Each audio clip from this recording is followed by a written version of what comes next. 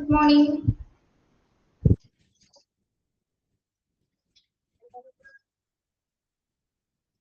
Good morning.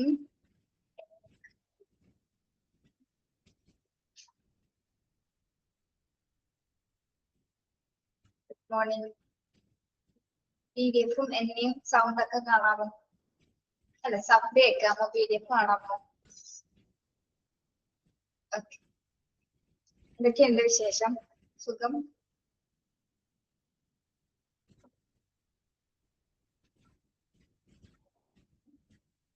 സുഖം. സുഖം. കുഴപ്പമില്ലടോ.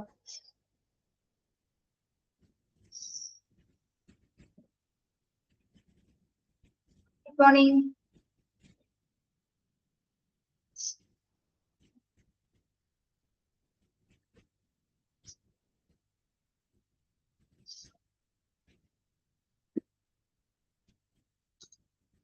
നമ്മള് ഡിസാസ്റ്റർ മാനേജ്മെന്റ് ആണ് എടുത്തുകൊണ്ടിരിക്കുന്നത് കേട്ടോ. മൊഡ്യൂള് 6-ലെ 7th ചാപ്റ്റർ 7. ഓക്കെ. കഴിഞ്ഞ ക്ലാസ്സിൽ നമ്മൾ എവിടെ വരെ പറഞ്ഞു?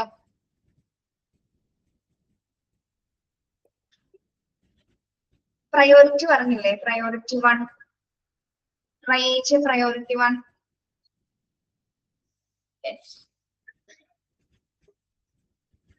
ഓക്കെ.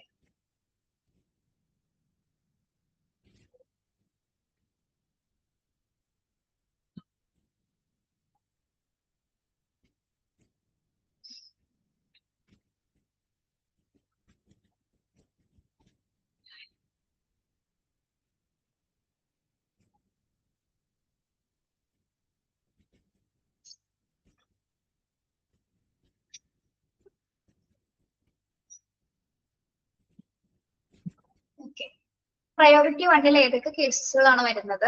പ്രയോറിറ്റി 1-ല് എമർജൻസി കേസസ് അല്ലേ? acute cardiorespiratory navigate, severe heart rate, internal bleeding, rupture of internal organ, state of severe shock and skull injuries with coma. Skull injuries with coma. Okay. അത് കഴിഞ്ഞ ക്ലാസ്സിൽ പറഞ്ഞില്ലേ? നമ്മള് മുഴുവനായിട്ട് പറഞ്ഞില്ലേ? യെസ്. നെക്സ്റ്റ് വരുന്നത് പ്രയോറിറ്റി 2 ആണ് അല്ലെ? പ്രയോറിറ്റി 2 എങ്ങനെയുള്ള കേസസുകളാണ് priority? Emergency cases in which it is possible to wait a few hours before operating. Okay. Priority 2-ൽ വരുന്ന എങ്ങനെയൊക്കെയുള്ള കേസുകളായിരിക്കും അല്ലേ? പ്രയോറിറ്റി 2-ല് നമ്മൾ എന്താണ് കുറച്ച് ഡിലേ ചെയ്താലും അറ്റൻഡ് ചെയ്യാൻ പറ്റുന്ന കേസസുകളാണ് അല്ലെ? ഒരുപാട് നമുക്ക് സമയം ആവശ്യം അല്ലെങ്കിൽ എന്താ പറയാ പെട്ടെന്ന് തന്നെ ട്രീറ്റ്മെന്റ് കൊടുക്കേണ്ട കേസുകൾ വരുന്നില്ല. ഓക്കെ. യെസ്. ഇപ്പൊ സർജറി ആണെങ്കിൽ പോലും നമുക്ക് അത്യാവശ്യം മണിക്കൂറുകളോളം സമയം അവേഴ്സോളം വെയിറ്റ് ചെയ്തിട്ടാണെങ്കിൽ നമുക്ക് എന്താണ് ചികിത്സ കൊടുത്താൽ മതിയുള്ള കേസസുകളാണ് പ്രയോറിറ്റി 2-ൽ വരുന്നത്. ഓക്കെ. എന്തൊക്കെയാണ്? സോണിക് എക്സാമ്പിൾസ് അതിൽ പറയുന്നുണ്ട്. എന്തൊക്കെയാണ്? intestinal lesions, severe hemorrhage, open joint and bone injuries, multiple injuries with the shock, extensive closed fractures and dislocations, and skull injuries without coma. Intestinal lesions എന്ന് പറയുന്നത് എന്താണ്? കുടൽ സംബന്ധമായിട്ട് എന്തെങ്കിലും പരിക്കുകൾ സംഭവിച്ച പേഷ്യൻസ്. then severe hemorrhages, അതായത് അമിതമായിട്ടുള്ള ബാഹ്യ രക്തസ്രാവം. ഓക്കെ. പിന്നെ open joint and bone injuries. Open joint and bone injuries എന്താണ്?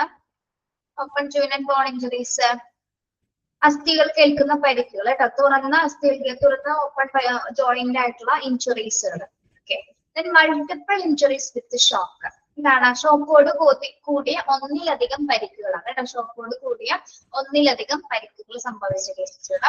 Extensive closed fractures and dislocation. Extensive closed fractures and dislocations. എന്ത് സിറ്റുവേഷൻ ആണത്? ഫ്രാക്ചേഴ്സും ഡിസ്ലൊക്കേഷൻസ് എന്തൊക്കെയാണ്? അതായത് ഗുരുതരമായിട്ട് ഒടിഞ്ഞ ഒടിവുകൾ അല്ലെ? അതായത് എല്ലുകൾക്ക് ഒടിവുകൾ സംഭവിച്ചു, അതേപോലെ തന്നെ സ്ഥാനഭ്രംശം സംഭവിച്ച എല്ലുകൾക്ക് ബോൺസിന്റെ സ്ഥാനചലനം സംഭവിച്ച situations. Next one skull injuries without comma. എന്താണ്? കോമ ഇല്ലാത്ത സിറ്റുവേഷൻ. അതായത് തലയോട്ടിക്ക് പരിക്കേറ്റിട്ടുണ്ട് പക്ഷെ എന്താണ്? കോമ സ്റ്റേജ് അല്ല. തലയോട്ടിക്ക് പരിക്കേറ്റിട്ടുണ്ട് പക്ഷെ കോമ സ്റ്റേജ് അല്ലാത്ത കണ്ടീഷൻസ്. ഇതൊക്കെയാണ് പ്രയോറിറ്റി 2 വരുന്നത് കേട്ടോ. ഒന്ന് കുടലിന് ഗുരുതരമായിട്ട് പരിക്കുകൾ സംഭവിച്ചിട്ട് അമിതമായിട്ടുള്ള രക്തസ്രാവമുള്ള പേഷ്യൻസ്, പിന്നെ എന്താണ് അസ്ഥികൾക്ക് പരിക്കേറ്റ പേഷ്യൻസുകള്, പിന്നെ ഷോക്കോട് കൂടിയ മൾട്ടിപ്പിൾ ആയിട്ടുള്ള ഇഞ്ചുറീസ്, പിന്നെ ഫ്രാക്ചേഴ്സ് ഡിസ്ലൊക്കേഷൻസ്, പിന്നെന്താണ് തലയോട്ടിക്ക് പരിക്ക്, അതായത് കോമ ഇല്ലാത്തൊരു പരിക്കാണ് തലയോട്ടിക്ക് സംഭവിക്കുന്നത്. ഓക്കെ, അതാണ് പ്രയോറിറ്റി 2 വരുന്ന കേസുകൾ. മനസ്സിലായോ? കേസുകൾ ഏതൊക്കെയാണെന്ന് അത് പഠിക്കണം. അപ്പൊ പ്രയോറിറ്റി 1ലെയും 2ലെയും കേസുകളുടെ പേരുകൾ പഠിക്കണം. ഇനി മുൻഗണന 3, പ്രയോറിറ്റി 3യിൽ എങ്ങനെയുള്ള കേസുകളാണ് നോക്കാം. Those give attention on the spot. Prime concern is governed to the more serious cases among those with a chance of survival.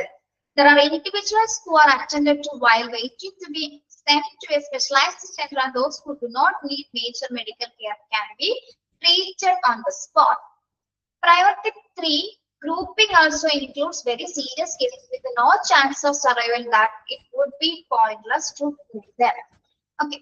Priority 3യിൽ വരുന്ന കേസുകൾ എന്ന് പറയുന്നത് നമ്മൾ ഒന്നില്ലെങ്കിൽ എന്താണ് സംഭവ സ്ഥലത്ത് തന്നെ നമുക്ക് പ്രാഥമികമായിട്ട് ചികിത്സ കൊടുക്കേണ്ട കേസസ്. അതായത് ആ പരിക്ക് സംഭവിച്ച അവിടെ തന്നെ നമ്മൾ എന്തിനാ സ്പോട്ടിൽ തന്നെ നമുക്ക് എന്ത് കൊടുക്കേണ്ടതുണ്ട്, പ്രാഥമികമായിട്ട് ചികിത്സ കൊടുക്കേണ്ട കേസുകളായിരിക്കും. ഇനി കൂടുതലും എങ്ങനെയുള്ള കേസുകൾ, ക്രിട്ടിക്കൽ കേസസ് ആയിരിക്കും ഇതിൽ ഉണ്ടാവുന്നത്. എങ്ങനെയുള്ള കേസസ് ആയിരിക്കും വരുന്നത്? ഇതിലും എന്തുണ്ടായിരിക്കും, ജീവൻ രക്ഷിക്കേണ്ട ഗുരുതരമായിട്ടുള്ള കേസുകൾ പ്രയോറിറ്റി 3യുടെ അകത്തും വരുന്നുണ്ട്. ഓക്കെ, അതായത് ചിലപ്പോൾ ജീവൻ രക്ഷിക്കാനുള്ള സാധ്യത കൂടുതലുള്ള കേസുകളും ഇതിനകത്തേക്ക് പെട്ടേക്കാം. ഓക്കെ, ഇനി അതേപോലെ തന്നെ എന്താണ് നമ്മൾ സ്പെഷ്യലൈസ്ഡ് സെന്ററിലേക്ക് മാറ്റേണ്ട കേസുകളും ഉണ്ടാകാം. സ്പെഷ്യലൈസ്ഡ് സെന്ററിൽ വിദഗ്ധ ചികിത്സയ്ക്ക് വേണ്ടിയിട്ട് മറ്റെവിടെയെങ്കിലേക്ക് മാറ്റേണ്ട കേസുകളും ഇതിൽ തന്നെ പ്രയോറിറ്റി 3 കാറ്റഗറിയിലായിരിക്കും വരുന്നത് കേട്ടോ.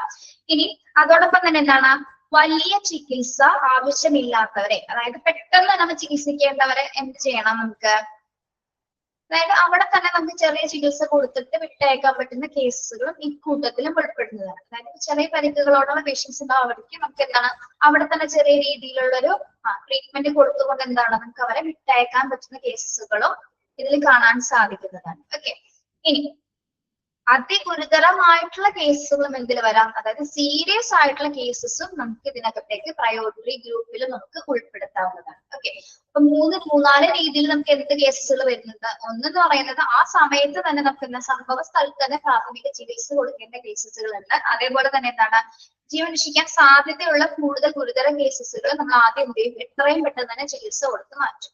ഇനി അതോടൊപ്പം തന്നെ സ്പെഷ്യലൈസ്ഡ് സെന്ററിലേക്ക് വിദഗ്ധ ചികിത്സയ്ക്ക് ആവശ്യമായിട്ട് വരുന്ന കേസുകളും ഇതിനകത്ത് വരുന്നുണ്ട്. ഇനി വലിയ ചികിത്സ ആവശ്യമില്ലാത്തവരെ നമ്മൾ എന്ത് ചെയ്യുന്നു, അവിടെ തന്നെ മേജർ ആയിട്ടുള്ള, അതായത് do not need major medical care can be treated on the spot. അതായത് നമ്മൾ എന്താണ് സ്പോട്ടിൽ തന്നെ നമുക്ക് ചെറിയ രീതിയിൽ ചികിത്സകൾ കൊടുത്തിട്ട് മാറ്റാവുന്ന കേസുകളുണ്ട്. മാത്രമല്ല എന്താണ് ചില ക്രിട്ടിക്കൽ കേസുകൾ, അതായത് വലിയ രീതിയിൽ ജീവൻ ഭീഷണിയുള്ള കേസും ഈ ഒരു ഗ്രൂപ്പിങ്ങിനകത്ത് വരുന്നുണ്ട്.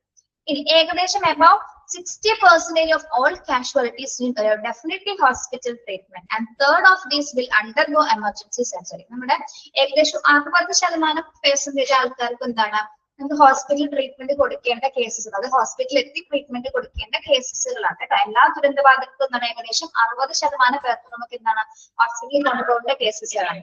അതിൽ 3 പേർ അല്ലെങ്കിൽ എന്താണ് 3 വിഭാഗം ആൾക്കാർക്ക് എന്ത് വേണം, എമർജൻസി സർജറീസും ആവശ്യപ്പെടുന്നതാണ്. എമർജൻസി സർജറീസും ആവശ്യം വരേണ്ട കേസുകളാണ് എന്തിലും വരുന്നത്, പ്രയോറിറ്റി 3യിൽ ഉൾപ്പെടുന്നത് കേട്ടോ. മനസ്സിലായോ പറഞ്ഞത്?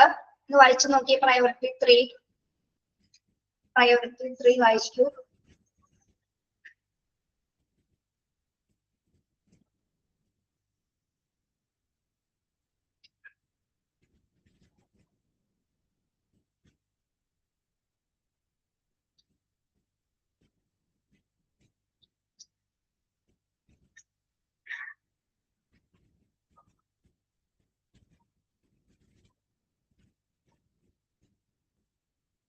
ഈ 60% ഏകദേശം 3-ൽ ഒരാൾക്കാണ് എന്താ, 3 പേരിൽ ഒരാൾക്കാണ് നമുക്ക് എന്ത് വേണ്ടി വരുന്നത്, എമർജൻസി സർജറി ആവശ്യമായിട്ട് വരുന്നത് കേട്ടോ. ഓക്കെ,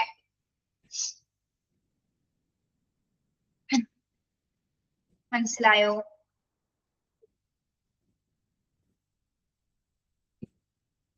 അതായത് മൊത്തത്തില് അപകടം ബാധിച്ച എല്ലാവരിലും 60% പേരെ നമുക്ക് എന്ത് ചെയ്യേണ്ടി വരും, ആശുപത്രി ചികിത്സ വേണം അല്ലെ, ആശുപത്രി ചികിത്സ കൊടുക്കേണ്ടവരാണ്. ഇവരിൽ ഏകദേശം 3-ൽ ഒരാൾക്ക് മാത്രമാണ് എന്ത് വേണ്ടത്, എമർജൻസി സർജറി വേണ്ടത് കേട്ടോ. ഇത് കഴിഞ്ഞു, അത് ക്ലിയർ ആണോ? ക്ലിയർ ആണോ പിള്ളേരെ? Next patient holding areas and allocation of patients. Patient holding areas and allocation of patients ആണ് വരുന്നത് കേട്ടോ. ഓക്കെ, അതായത് നമ്മൾ എവിടെയൊക്കെയാണ് പേഷ്യന്റ് ഹോൾഡിംഗ് ഏരിയസ്, അത്യാവശ്യം പേഷ്യൻസ് നമുക്ക് എവിടെയൊക്കെ ഹോൾഡ് ചെയ്യാം, ഏതൊക്കെ ഏരിയാസിൽ പേഷ്യൻസിനെ അലോക്കേറ്റ് ചെയ്യാം എന്നുള്ള കാര്യങ്ങളാണ് ഈ ഒരു ഭാഗത്ത് നമ്മൾ ഡിസ്കസ് ചെയ്യുന്നത് കേട്ടോ. To ease the load on acute care wards and other main patient holding wards, ancillary clinical treatment facilities would be needed to be established. These may organized with the lesser resources in manpower and procurement for taking care of less serious patients or patients awaiting transit of discharge. The plan should provide for expansion of the hospital by using nearby buildings for use as the auxiliary wards as a holding area if necessary. Okay. നമുക്കിപ്പോ പേഷ്യൻസിനെ hold ചെയ്യാതെ നമുക്കറിയാം emergency സിറ്റുവേഷൻസിൽ already എല്ലാ വാർഡ്സുകളും ഫിൽ ആയിട്ടുണ്ടാവും അല്ലെ.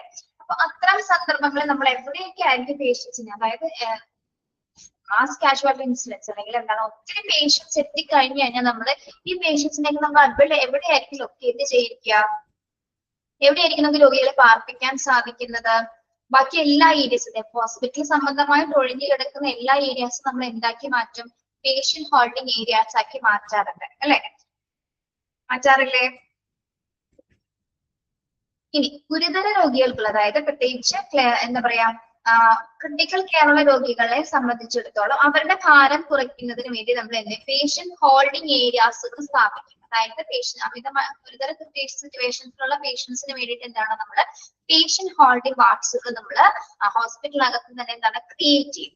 ഇനി അതോടൊപ്പം തന്നെ എന്താണ് അതിനൊപ്പം ആൻസിലറി ക്ലിനിക്കൽ ട്രീറ്റ്മെന്റ്സ് ഫെസിലിറ്റീസും ഇതിനൊപ്പം കൊടുക്കുന്നുണ്ട്. അതായത് ആൻസിലറി ക്ലിനിക്കൽ ട്രീറ്റ്മെന്റ്സ് എന്ന് പറഞ്ഞാൽ എന്താണ്, മറ്റ് അനുബന്ധ ട്രീറ്റ്മെന്റ്സുകളെല്ലാം തന്നെ ഈ വാർഡിന്റെ കൂടെ അല്ലെങ്കിൽ ഈ പേഷ്യന്റ് ഹോൾഡിംഗ് ഏരിയാസിന്റെ കൂടെ തന്നെ നമ്മൾ അതെല്ലാം തന്നെ അസിസ്റ്റ് ചെയ്യുന്ന രീതിയിൽ അതെല്ലാം ഫെസിലിറ്റേറ്റ് ചെയ്തിട്ടുണ്ടായിട്ട്. ഓക്കെ, അതായത് മെയിൻ പേഷ്യന്റ് ഹോൾഡിംഗ് ഏരിയാസിന്റെ കൂടെ എന്ത് സർവീസസും കൂടെ ഉണ്ടാവും എന്നാണ് പറയുന്നത്, ആൻസിലറി ക്ലിനിക്കൽ ട്രീറ്റ്മെന്റ് ഫെസിലിറ്റീസും കൊടുക്കുന്നുണ്ടായിരിക്കും. ഓക്കെ, ഇനി ഇത് നമ്മൾ എന്താണ് ഒത്തിരി ആൾക്കാരുടെ മാൻ പവേഴ്സിന് നമുക്ക് ആവശ്യമില്ല. അത്യാവശ്യം എന്താണ് ഈ ഓരോ ഏരിയാസ് കൈകാര്യം ചെയ്യുന്നതിന് വേണ്ടിയിട്ടാണ് കുറഞ്ഞ ജീവനക്കാരെയും ചെറിയ രീതിയിലുള്ള ഉപകരണങ്ങൾ ഉപയോഗിച്ചുകൊണ്ട് നമുക്ക് പേഷ്യന്റ് ഹോൾഡിംഗ് ഏരിയാസുകൾ ഹാൻഡിൽ ചെയ്യാവുന്നതാണ്. ഓക്കെ, ഒത്തിരി മാൻ പവർ റിസോഴ്സിന്റെ ആവശ്യമില്ല. എന്താണ് ഈ പേഷ്യന്റ് ഹോൾഡിംഗ് ഏരിയാസിൽ നമുക്ക് കുറഞ്ഞ രീതിയിലുള്ള ജീവനക്കാരെ, അതായത് lesser resource in manpower and equipment for taking care of less in serious patients or patient awaiting transfer or discharge. അതായത്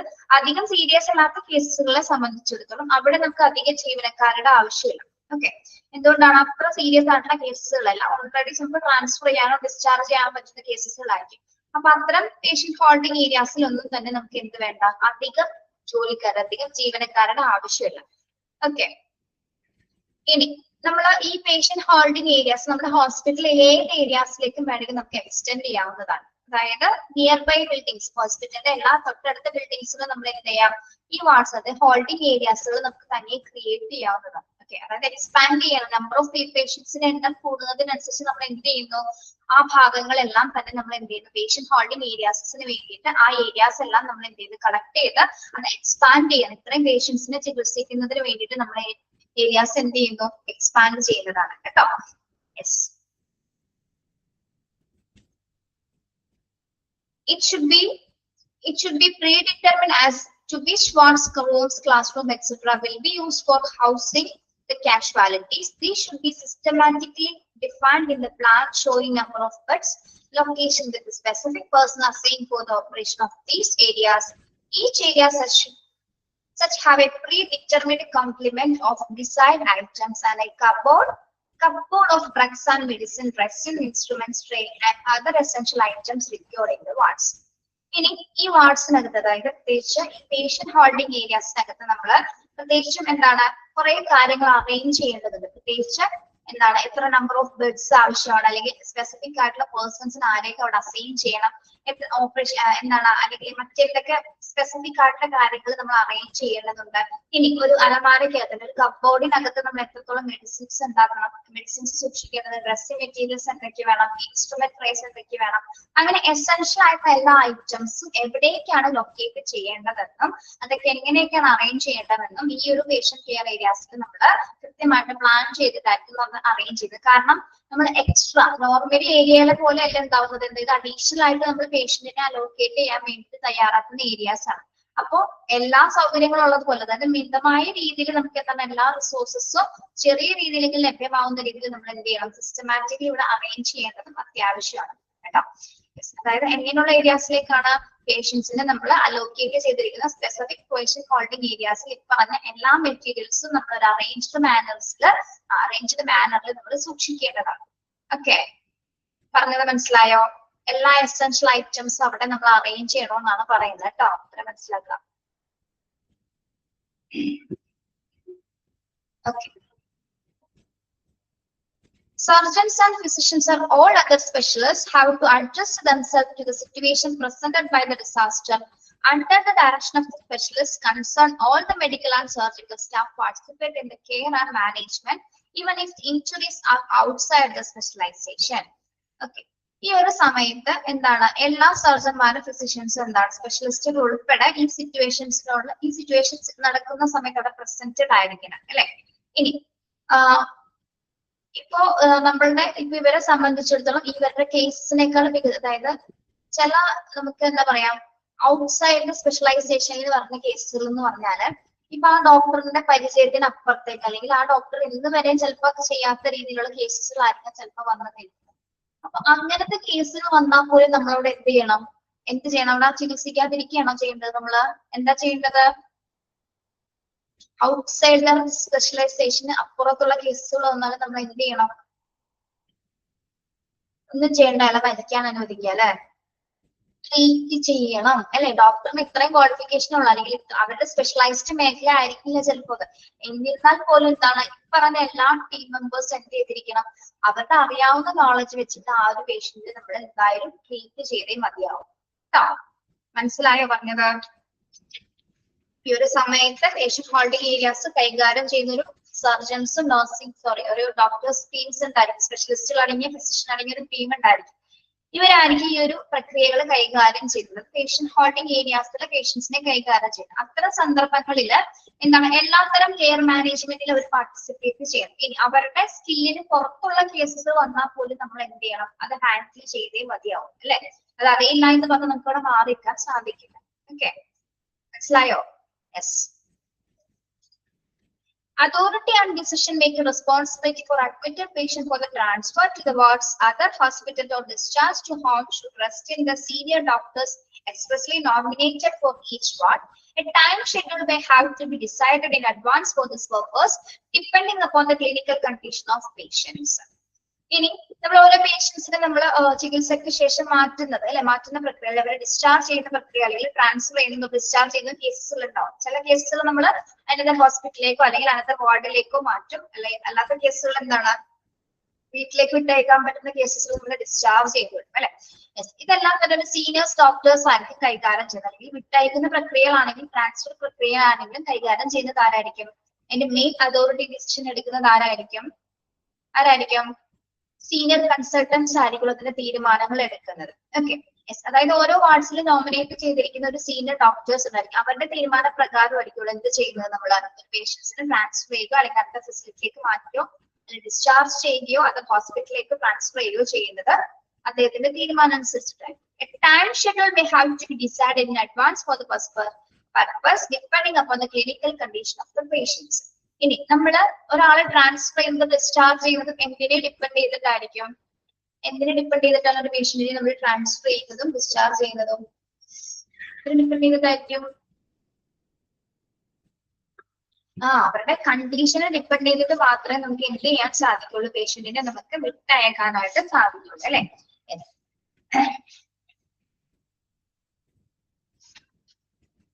yes. A resource supply of linen materials. Linen, mattress, blankets, and emergency clothing should also be included in the plan, starting their quantity, location, person in charge, and application procedure. ഇനി ഈ ഒരു page holding areas നമുക്ക് ആവശ്യമായിട്ടുള്ള കുറച്ച് essential supplies ആണ് അല്ലെ. എന്തൊക്കെ materials ആണ് നമുക്ക് ഏറ്റവും അത്യാവശ്യമായിട്ട് വേണ്ടത് ഈ എമർജൻസി സിറ്റുവേഷൻ ഹാൻഡിൽ ചെയ്യുന്നതിന് വേണ്ടിയിട്ട്? എന്തൊക്കെ വേണം? എന്തൊക്കെ എമർജൻസി പേജ് നമ്പറിൽ മാറ്റമുണ്ടോ? ഇല്ലല്ലോ.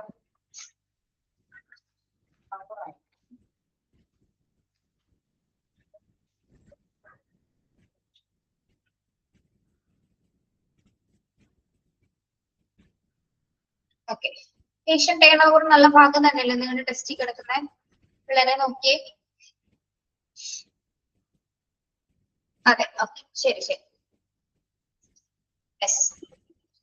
ഇനി നമ്മൾ ഈ പേഷ്യന്റ് ഹോൾഡിംഗ് ഏരിയാസിൽ നമ്മൾ അറേഞ്ച് ചെയ്യേണ്ട എസെൻഷ്യൽ ആയിട്ടുള്ള കുറച്ച് സപ്ലൈസിൽ ഒന്നാണ് ലിനൻ മെറ്റീരിയൽസ്, മാട്രസുകള്, ബ്ലാങ്കറ്റ്സുകള്, മറ്റ് എമർജൻസി ക്ലോത്തിങ്ങുകളെല്ലാം തന്നെ എന്താണ് ആവശ്യത്തിന് അതും ഒരു സ്റ്റേറ്റിംഗ് ക്വാണ്ടിറ്റിയിൽ, അതായത് എവിടെയാണോ അത് ആവശ്യമായിട്ട് വേണ്ടതിനനുസരിച്ച് ഇത് കൃത്യമായിട്ട് നമ്മൾ കരുതിയിരിക്കണം. ഓക്കെ, കൃത്യമായിട്ട് ഉപയോഗിക്കാൻ പറ്റുന്ന രീതിയിലായിരിക്കും നമ്മൾ ഇത് എന്ത് ചെയ്യേണ്ടത്, ഇത് ഓരോന്നും ഡിസ്ട്രിബ്യൂട്ട് ചെയ്യേണ്ടത്. ഓക്കെ, അതായത് ഏത് ഏരിയാസിലാണ്?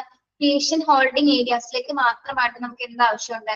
ലിനൻ മെറ്റീരിയൽസ്, മാട്രസുകൾ, മറ്റ് ബ്ലാങ്കറ്റ്സ്, എമർജൻസി ക്ലോത്ത്സിംഗ് എല്ലാം തന്നെ എന്താണ് കൃത്യമായ ഒരു ക്വാണ്ടിറ്റിയിലും കൃത്യമായിട്ടുള്ള ലൊക്കേഷൻസിലും നമ്മൾ അതിന്റെ പേഴ്സൺ ഇൻ ചാർജ് ആരാണോ അവർക്ക് കൃത്യമായിട്ടായിരിക്കും നമുക്ക് ഡിസ്ട്രിബ്യൂട്ട് ചെയ്യേണ്ടത്. ഓക്കെ, അതിനനുസരിച്ച് എല്ലാവർക്കും ചിലപ്പോൾ നമുക്ക് ലഭ്യമാവണമെന്നില്ല. എന്നാൽ പോലും എന്താണ് പ്രയോറിറ്റി അനുസരിച്ചിട്ട് ഓരോ പേഷ്യൻസിനും നമ്മൾ ഈ പറഞ്ഞ റിസോഴ്സുകളെല്ലാം അല്ലെങ്കിൽ എസെൻഷ്യൽ സപ്ലൈസുകളെല്ലാം നമ്മൾ അതിനനുസരിച്ച് അവർക്ക് ഡിസ്ട്രിബ്യൂട്ട് ചെയ്യുന്നത് കേട്ടോ.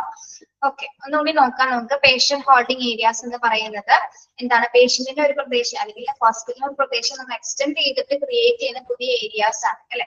അതായത് പ്രത്യേകിച്ച് ഗുരുതരമായിട്ടുള്ള പേഷ്യൻസിനെയും അല്ലെങ്കിൽ അല്ലാത്ത പേഷ്യൻസിനേക്ക് വേണ്ടിയിട്ടുള്ള പ്രത്യേകമായിട്ടൊരു ഇടം നമ്മൾ എക്സ്റ്റെൻഡ് ചെയ്യുന്നതാണ് എന്താ പേഷ്യന്റ് ഹോൾഡിംഗ് ഏരിയാസ് എന്ന് പറയുന്നത്. ഓക്കെ, ഇവിടെ സീരിയസ് കേസസ് ഉണ്ടായിരിക്കാം, ഡിസ്ചാർജ് ചെയ്യുന്ന കേസ് ഉണ്ടാവും, ട്രാൻസ്ഫർ കേസും പല കേസസുകളും ഇതിനകത്ത് ഉൾപ്പെടുന്നുണ്ടാവും. ഓക്കെ, ഇനി പേഷ്യൻസിന് അതായത് ഹോസ്പിറ്റലിനെ സംബന്ധിച്ചിടത്തോളം ഹോസ്പിറ്റലിലെ ബിൽഡിങ്സ്, നിയർ ബൈ ബിൽഡിങ്സ് ആയിരിക്കും നമ്മൾ എക്സ്റ്റെൻഡ് ചെയ്തെടുക്കുന്ന പേഷ്യന്റ് ഹോൾഡിംഗ് ഏരിയാസ് എന്ന് പറയുന്നത്. ഓക്കെ, ഇതിൽ വാർഡ്സുകൾ ഉൾപ്പെടാം, മറ്റ് ഏരിയാസ് എല്ലാം തന്നെ ഇതിനകത്ത് ഉൾപ്പെടാമായിരിക്കും.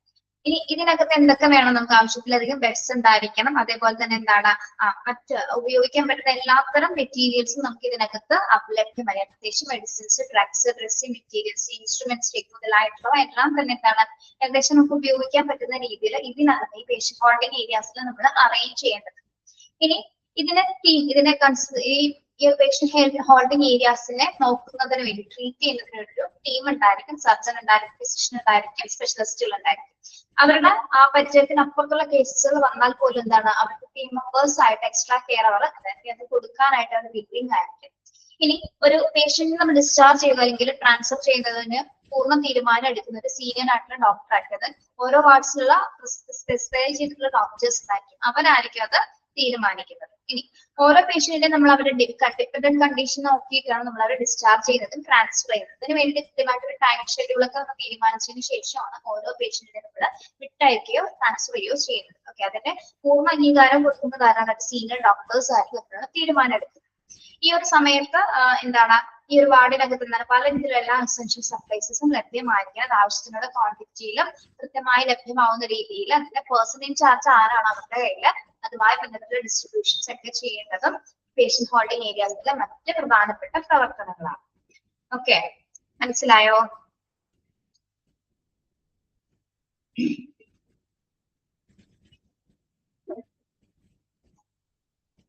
യെസ്,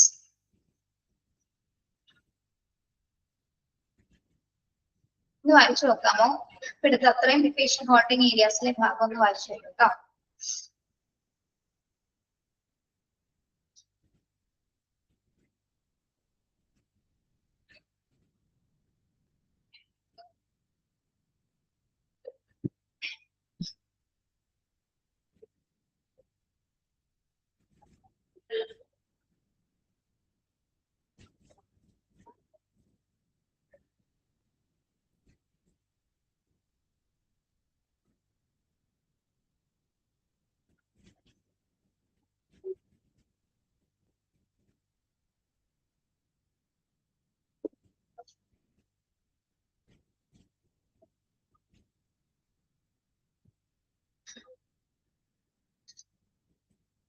വായിച്ചു കഴിയുമ്പോ പറയണേ.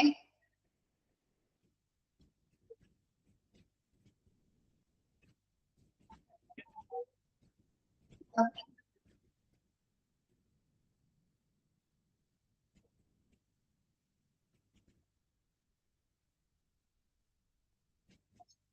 യെസ്, നെക്സ്റ്റ് നമ്മൾ നോക്കുന്നത് പേഷ്യന്റ് ടേൺ ഓവർ ആണ്. ഓക്കെ, ഓരോ ചികിത്സ കഴിയുന്നതിനനുസരിച്ച് നമ്മൾ എന്ത് ചെയ്തിരിക്കണം, ബെഡ് സെൻസസ് നടത്തണം. ബെഡ് സെൻസസ് നടത്തി ഓരോരുത്തരും നമ്മൾ ടേൺ ഓവർ ചെയ്തുകൊണ്ടിരിക്കണം അല്ലെ.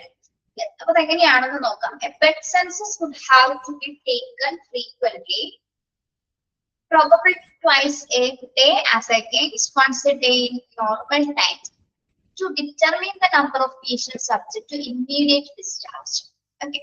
അതായത് നമ്മൾ സാധാരണ ഒരു ദിവസങ്ങളിൽ എടുക്കുന്ന സെൻസസ് പോലെയല്ല പെട്ടെന്ന് അടിയന്തര സാഹചര്യങ്ങളിൽ വരുന്നത്. അതായത് എമർജൻസി സിറ്റുവേഷൻസിൽ നമ്മൾ എന്ത് ചെയ്തിരിക്കണം, സാധാരണ ദിവസം നമ്മൾ ഒരു പ്രാവശ്യമായിരിക്കും ബെഡ് സ്റ്റാറ്റസ് എടുക്കുന്നത്. പക്ഷെ എമർജൻസി സിറ്റുവേഷൻസിൽ നമ്മൾ ദിവസത്തിൽ 2 പ്രാവശ്യം, അതായത് ബെഡ് സെൻസസ് നമ്മൾ നടത്തി 2 പ്രാവശ്യമെങ്കിലും ബെഡ് സെൻസസ് നമ്മൾ നടത്തിയിരിക്കുന്നത്. ബെഡ്സിന്റെ അവൈലബിലിറ്റി ആണ് നമ്മൾ നോക്കുന്നത് അല്ലെ. യെസ്, അപ്പൊ 2 പ്രാവശ്യമെങ്കിലും എമർജൻസി സിറ്റുവേഷൻസിൽ നമ്മൾ എന്ത് ചെയ്തിരിക്കണം, ബെഡ് സെൻസസ് നടത്തേണ്ടത് അത്യാവശ്യമാണ്. ഇനി അപ്പൊ അതിന്റെ ഭാഗമായിട്ട് നമ്മൾ എന്ത് ചെയ്യണം, to determine the number of patients subject to immediate discharge. അപ്പൊ ബെഡ് സെൻസസ് നടത്തുന്ന സമയത്ത് മാത്രമേ നമുക്ക് എത്രത്തോളം പേഷ്യൻസിനെ ഡിസ്ചാർജ് ചെയ്യുന്നുണ്ട്, ബെഡ്സിന്റെ അവൈലബിലിറ്റി അവിടെ എത്രത്തോളം ഉണ്ടെന്ന് നമുക്ക് അറിയാൻ സാധിക്കും. ഇത് ഉടൻ ഡിസ്ചാർജ് ചെയ്യേണ്ട കേസുകൾ നമുക്ക് എന്താണ് കണ്ടെത്താനുണ്ട്. ബെഡ് സെൻസസ് എടുക്കുന്നതോടൊപ്പം തന്നെ എന്ത് മനസ്സിലാക്കാൻ പറ്റും, എത്രത്തോളം പേഷ്യൻസ് ഡിസ്ചാർജ് ആവുന്നത് നമുക്ക് ഈ ബെഡ് സ്റ്റാറ്റസ് അല്ലെങ്കിൽ ബെഡ് സെൻസസ് എടുക്കുന്നതോടുകൂടി മനസ്സിലാവും. ഓക്കെ, പറഞ്ഞ മനസ്സിലായോ?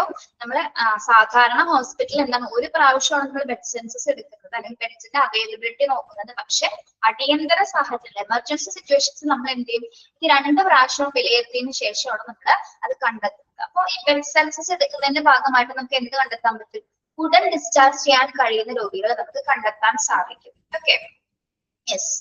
Transfer to other hospitals or recurring continued care within the hospital. The review system provides early and prompt review of casualties, designate level of care required, where they could best be housed, and when they should be discharged to ambulatory care. ഇനി നമുക്ക് എങ്ങനെയുള്ള പേഷ്യൻസിനെയൊക്കെ നമുക്ക് ഇതിൽ നിന്ന് കണ്ടെത്താൻ പറ്റും,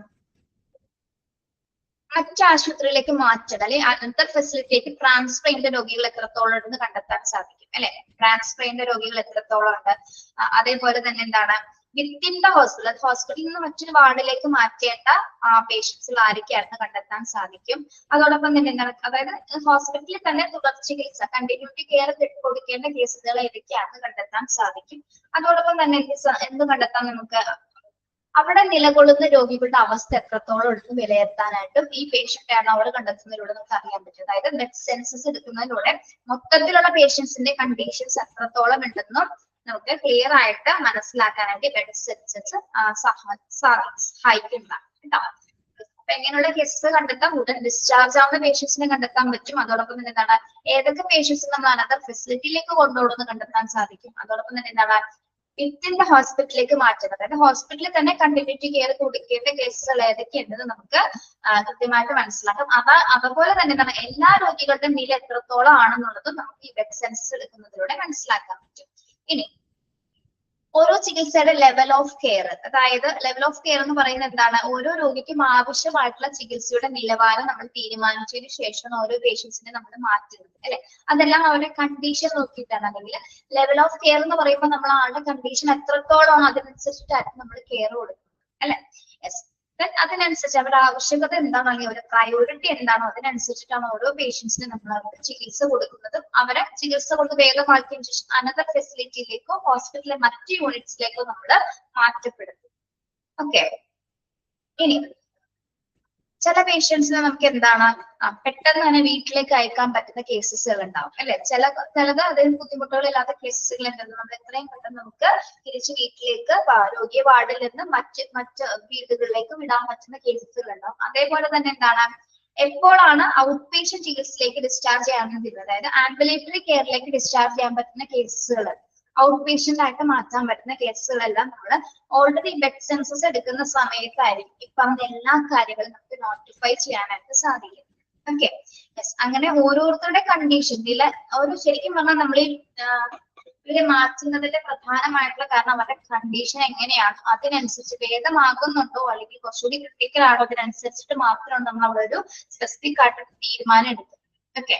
yes, അങ്ങനെ okay ആയവരെ നമ്മൾ എന്താണ് പൂർണ്ണമായിട്ട് വിട്ടേക്കും, അല്ലാത്തവർക്ക് എന്താണ് അതിനനുസരിച്ചുള്ള ഫെസിലിറ്റീസ് നമ്മൾ അവിടെ അറേഞ്ച് ചെയ്യും കേട്ടോ. ഇവിടെ വരെ പറഞ്ഞത് മനസ്സിലായോ? ഓക്കെ.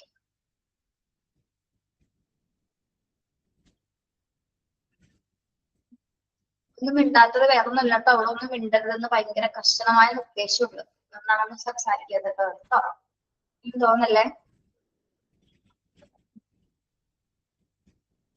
റെക്കോർഡ് ക്ലാസ് കാണുന്ന കുട്ടികൾക്ക് ബുദ്ധിമുട്ടാണെന്ന് പറഞ്ഞപ്പോ അതുകൊണ്ടാണ് മിണ്ടാത്തത്. കഷ്ടമല്ലേ? കാര്യമില്ല.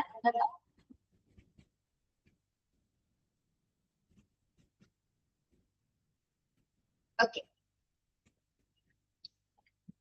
There can be pre-arranged schedule for discharge of patient for evacuation of no-ambulatory patients requiring continuing care elsewhere, and plan for the discharge evacuation of patients who are able to leave and give up their beds for more critically ill patients. Okay. ഇനി discharge പേഷ്യൻസിന്റെ ഇവാക്യുവേഷൻസുമായി ബന്ധപ്പെട്ട കാര്യങ്ങൾ ഒരു minute, ഒരു second പിള്ളേരെ വരാം.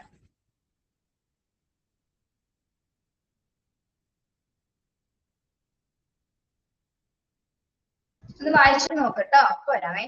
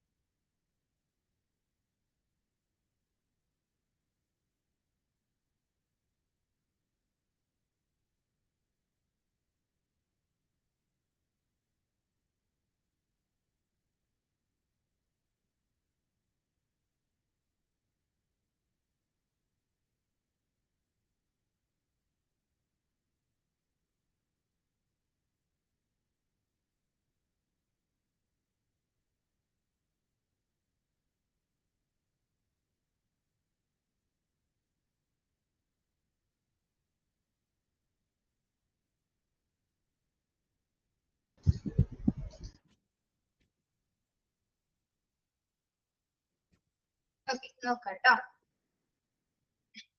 അപ്പൊ നമുക്ക് എത്രയും പെട്ടെന്ന് ഡിസ്ചാർജ് ആകാൻ പറ്റുന്ന പേഷ്യൻസിനെ നമ്മൾ എന്ത് ചെയ്തിരിക്കണം? രോഗികളെ ഡിസ്ചാർജ് ആകാൻ കഴിയും, അതായത് അത്ര ഡിസ്ചാർജ് ആയിട്ടുള്ള പേഷ്യൻസിന് എന്ത് രോഗനില പൂർണ്ണമായിട്ട് ഭേദമായിട്ടുള്ള കണ്ടീഷൻസ് ഉള്ളവരെ നമ്മൾക്ക് എന്ത് ചെയ്യാം, എത്രയും പെട്ടെന്ന് നമ്മൾക്ക് അവരെ ഡിസ്ചാർജ് ചെയ്യാവുന്നതാണ്. ഇനി ഗുരുതരമായിട്ടുള്ള രോഗികൾ വരികയാണെങ്കിൽ അവർക്ക് വേണ്ടിയിട്ട് നമ്മൾ എന്ത് ചെയ്യണം? അവർക്ക് വേണ്ടിയിട്ട് ബെഡ്സിന്റെ അവൈലബിലിറ്റീസ് നമ്മൾ കൂടുതൽ ബെഡ്സ് നമുക്ക് അറേഞ്ച് ചെയ്യണം. ഓക്കെ, അതായത് ക്രിട്ടിക്കലി ഇൽ പേഷ്യൻസ് വരുന്ന സാഹചര്യങ്ങൾ ഉണ്ടെങ്കിൽ നമ്മൾ എന്ത് ചെയ്യണം? അവർക്ക് വേണ്ടിയിട്ട് ഈ ഡിസ്ചാർജ് ആവുന്ന പേഷ്യൻസിന്റെ ബെഡ്സുകൾ നമ്മൾ അറേഞ്ച് ചെയ്തിട്ടായിരിക്കണം അത്തരം ക്രമീകരണങ്ങൾ അവിടെ ചെയ്യേണ്ടത്. ഓക്കെ. ഇനി എത്രയും പെട്ടെന്ന് ഈ ഡിസ്ചാർജ് നമ്മൾക്ക് അറിയാം, ഒരു ഹോസ്പിറ്റലിൽ നമ്മൾ നോർമലി പോയി കഴിഞ്ഞാൽ ഡിസ്ചാർജ് ആകാൻ ഒത്തിരി സമയം എടുക്കാറുണ്ട്. പക്ഷെ ഒരു എമർജൻസി സിറ്റുവേഷൻ അത്രയും സമയം എടുക്കാൻ പാടുണ്ടോ? അത്രയും സമയമുണ്ടോ? ഇല്ല. എത്രയും വേഗത്തിൽ നമുക്ക് ഡിസ്ചാർജ് പ്രൊസീജിയേഴ്സ് ചെയ്യാൻ പറ്റും അത്രയും പെട്ടെന്ന് തന്നെ നമ്മൾ എന്തിനാ ആ രോഗിയെ നമ്മൾ അവിടെ വിട്ടയക്കേണ്ടതാണ്. ഓക്കെ, ഡിസ്ചാർജ് പ്രൊസീജിയേഴ്സ് എങ്ങനെയാക്കണം? കുറച്ചും കൂടി സിംപ്ലിഫൈഡ് ആയിട്ടുള്ള രീതിയിലായിരിക്കണം നമ്മൾ ഹാൻഡിൽ ചെയ്യുന്നത് കേട്ടോ.